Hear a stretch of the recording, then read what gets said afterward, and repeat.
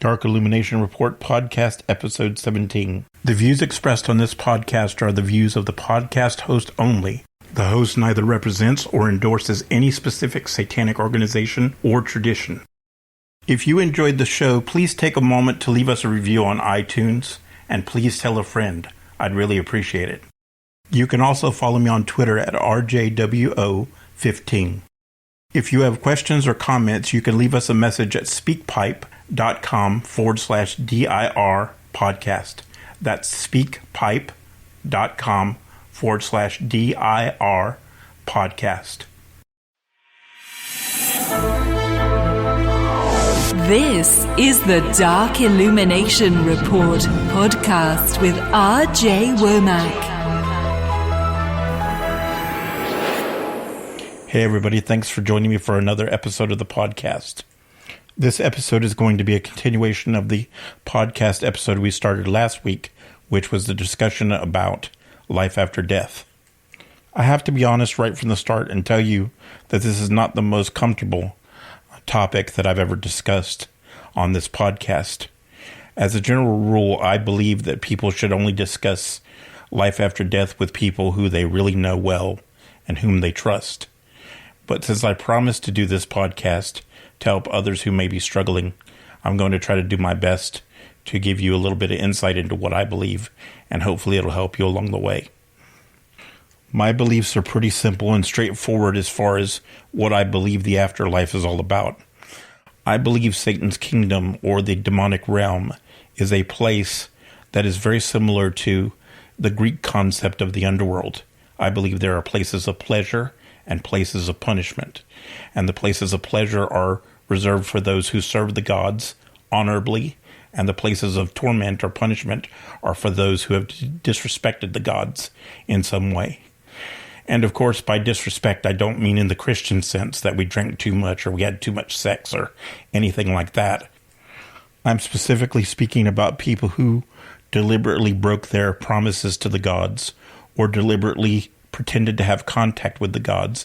And by the gods, I mean the demonic spirits and Satan himself, of course, when we're talking on this podcast. Now, before we continue, I want to be perfectly clear about something. When I say that I think Satan punishes those who have disrespected him or have misrepresented themselves in some way, I want to make it clear that that's my opinion or my belief. It's not verified by any material.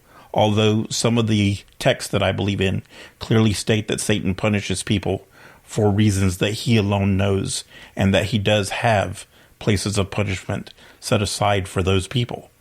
But it says that only he knows the reasons why he punishes people. So this is just my speculation, and I want to be clear about that, or my opinion or whatever. And I don't want anybody to think that I'm trying to speak for Satan.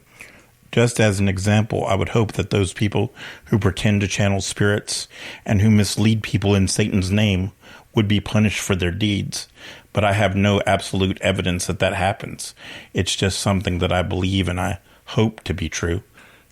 So what exactly am I talking about when I say the demonic realm? I'm just using that term as a generic term to make it easier for us to have a conversation and have some common ground. What I mean by the demonic realm is the spirit world, the place where Satan and his demons reside. Satanists may choose to call this place by many names, whether it be Orcus, the Abyss, Hell, Hades, or what have you.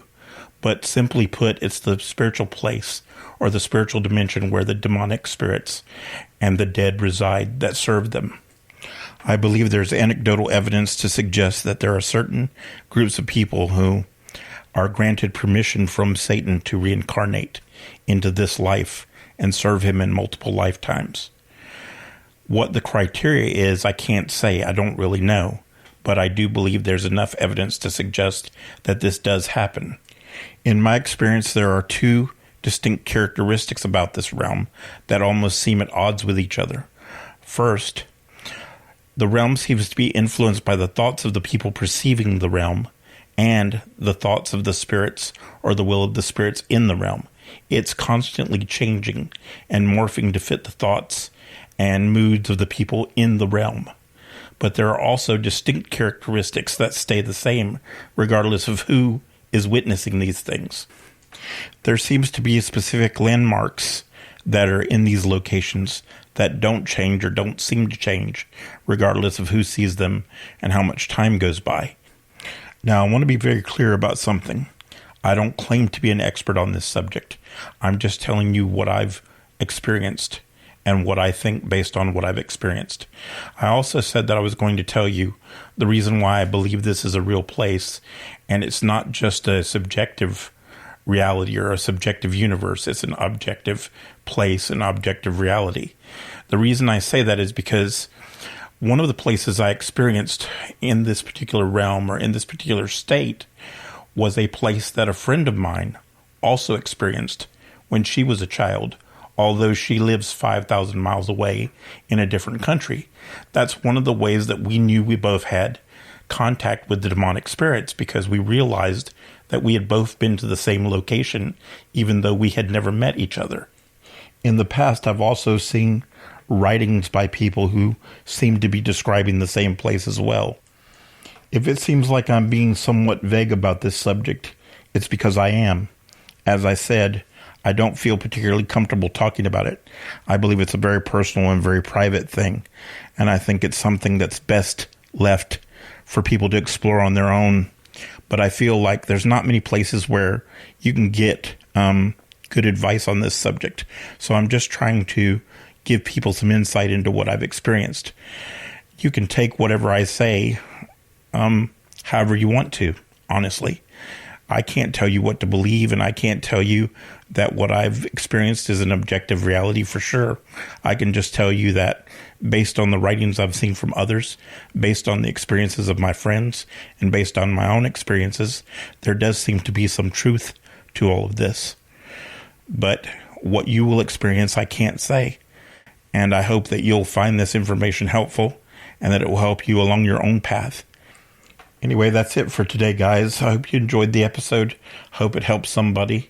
See you next week. Thank you for listening to the Dark Illumination Report podcast. For the latest news headlines, show information, and more, go to rjwomack.com. That's rjwomack.com.